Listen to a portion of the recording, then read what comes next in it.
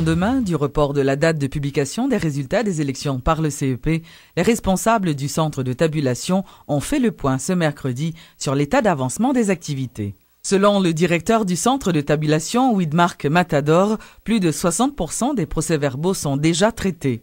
Monsieur Matador a fait remarquer que plus de 1518 PV pour la présidentielle ont été mis à l'écart sur les 15 200 examinés par les experts du CTV.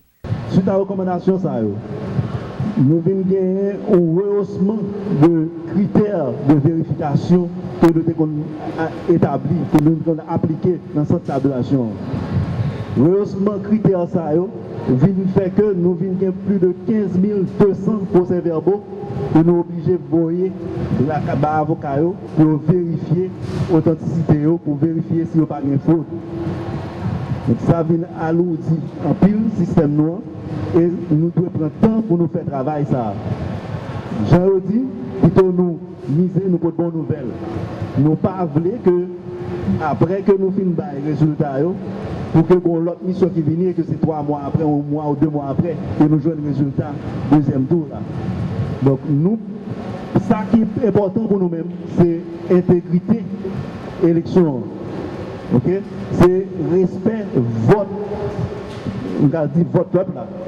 Donc nous sommes obligés de prendre tout le temps nous pour nous faire un travail, nous capable de dire honnête, pour nous capable de faire des résultats qui fiables et des résultats exacts.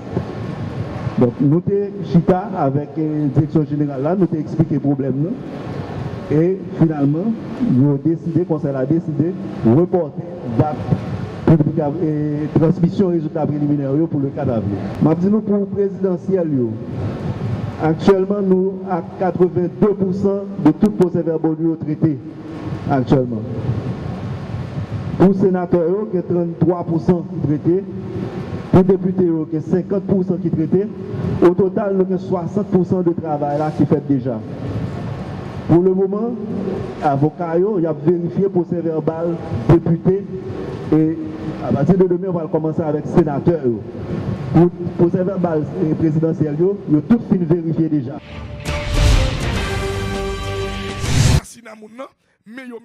Le sénateur élu dans l'Ouest, Steven Benoît, se montre très mécontent après la décision du CEP de reporter à lundi 4 avril la publication des résultats. L'ancien député de Pétionville, qui intervenait à la rubrique Le Point de Radio et Télé Métropole, a indiqué que des suspicions pèsent sur la décision de l'institution électorale. Hier, je suis très offusqué. Vers midi, 11h, sûrement au même métropole, comme nous sommes toujours à la pointe de la technologie, Mme Herald, sous la plume d'une haïtienne, d'une américaine d'origine haïtienne, Jacqueline Charles, a annoncé, avant CEP a sorti des pêches là, il a annoncé dans Mme Herald, donc le monde a dit que l'élection en Haïti a renvoyé. Alors, résultat, c'est mon New York, Miami, qui a pris pour dire Steven, elles sont pas au courant, alors que le CEP, la presse locale, pas de guet connaît ça, pour la hier fois. Bon, c'est pas pour la première fois, il a fait non déjà. Oui, mais même condamné de toute force, moi. Désolé de ça, parce que ce n'est pas normal pour ma amiral qu'on ait information alors que métropole pour qu'on ait. Donc moi-même, je me trouve très suspect, parce que je ne pas oublier, il y a 19 candidats à la présidence, 19 candidats au Sénat de l'Ouest et 20 candidats dans toutes circonscriptions par oppression. Donc nous parlons de milliers de candidats. Il était près 7 jours pour faire tabulation pour le résultat premier tour là. Je dis, ou bien un jour, c'est pas qu'on ait une faute massive quand même, une irrégularité quand même, une fait coquet quand même. Ou bien tout on joue, donc pendant tout le monde attend demain soir, tranquillement, mais qu'on joue en pile, tout le monde a résigné, il y a un résultat demain soir, ou déclarer que c'est lundi ou Bailey, nous trouvons très suspect, parce que pas oublier, population, à travers le pays, à travers les procès-verbaux qui collent dans tout le bureau, ils ont fait tabulation, même, tout le monde veut dire, c'est un secret de polichinelle finalement, tout le monde connaît qui est le président. Le bâtonnier de l'Ordre des avocats de Port-au-Prince, maître Gervais Charles, salue la population qui s'est rendue massivement aux urnes le 20 mars dernier. L'homme de loi pense que le CEP n'a pas le droit d'empêcher aux journalistes de diffuser des informations relatives aux résultats du scrutin puisqu'elles sont affichées dans les centres de vote. Maître Montferrier d'Orval dit pour sa part craindre d'éventuels trucages des résultats suite à cette décision du CEP. Reportage chez La Louis. Plus d'une semaine après le second tour des présidentielles et législatives, des réactions se succèdent. C'est au tour des avocats de se prononcer sur la tenue de ce scrutin. Pour le bâtonnier de l'Ordre des avocats, Maître Gervais Charles, c'était une journée extraordinaire, émaillée bien sûr de quelques irrégularités. Par ailleurs, tout comme d'autres observateurs, le juriste affirme ne pas comprendre pourquoi le CEP a interdit aux journalistes de rendre publics les résultats affichés sur les portes des bureaux de vote. Maître Gervais Charles va jusqu'à qualifier cette attitude d'entrave à la liberté de la presse. Le professeur de droit à l'Université d'État, Maître Montferrier d'Orval, va plus loin dans ses analyses.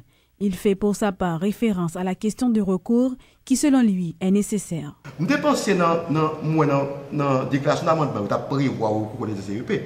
Dans le projet qui avait été présenté, le premier projet qui a été présenté dans le Parlement, il était prévu au recours là. Maintenant, il est retiré. Nous pensons qu'il faut qu'on recours externe.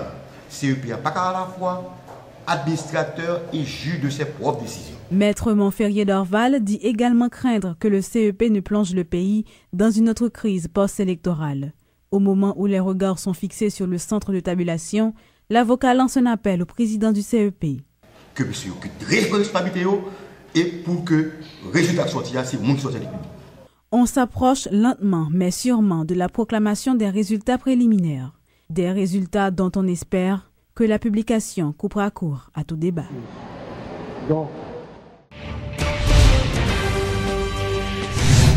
La plateforme politique Réponse Paysan dénonce des manœuvres de l'institution électorale qui envisage de publier des résultats qui ne reflètent pas la volonté exprimée par le peuple lors du scrutin du 20 mars.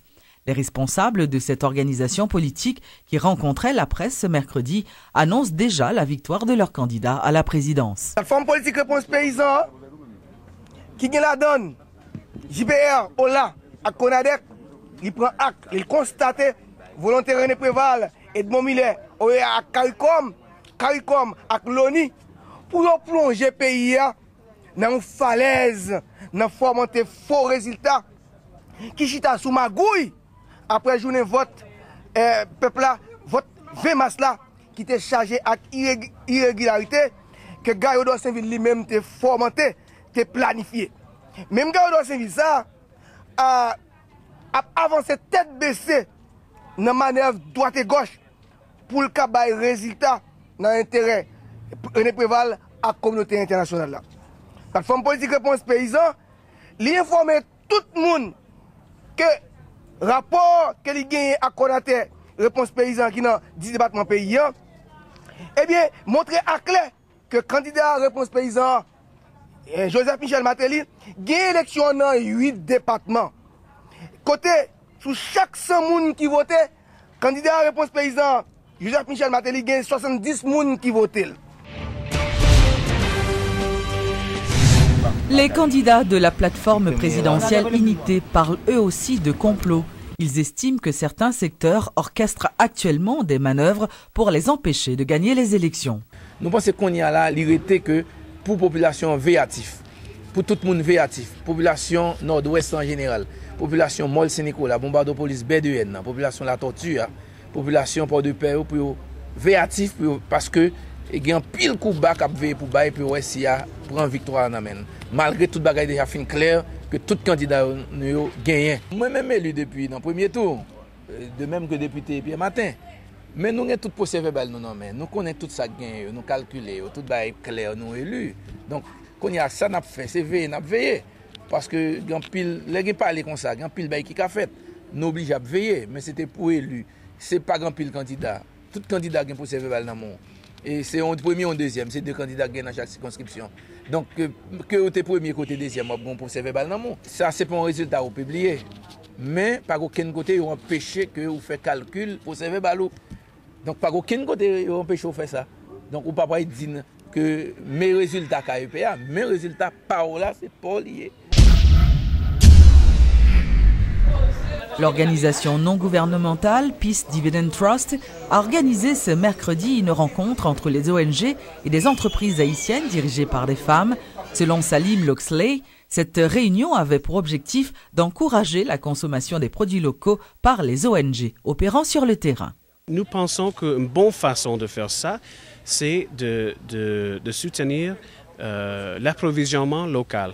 Okay? Donc, si les organisations internationales qui travaillent ici achètent beaucoup plus en Haïti, ça va augmenter l'économie haïtienne, ça peut créer beaucoup plus de boulot. Et c'est ça qu'on a besoin d'ici. On a besoin des boulots et pour augmenter la situation de la vie des Haïtiens. Mais on a déjà planifié quelques autres activités. On avait une conférence vendredi dernier avec Partners Worldwide, une autre organisation qui travaille avec les entrepreneurs haïtiens. Et donc, on a déjà fait un grand événement il y a quelques mois pour le secteur construction. Okay? Aussi pour partager l'information et pour encourager les organisations internationales de partager le plan d'achat pour que les Haïtiens, les fournisseurs haïtiens peuvent agir, peuvent planifier, peuvent aussi offrir leurs services aux ONG internationales.